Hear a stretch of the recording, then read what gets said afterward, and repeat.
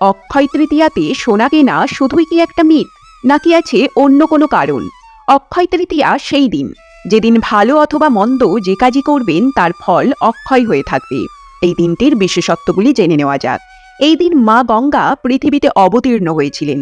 এই দিন শ্রীহরি জবের সৃষ্টি করেন, যে জব আমরা খাই। বিষ্ণুর আর এক অবতার পরশুরাম এই দিনে অবতীর্ণ হন।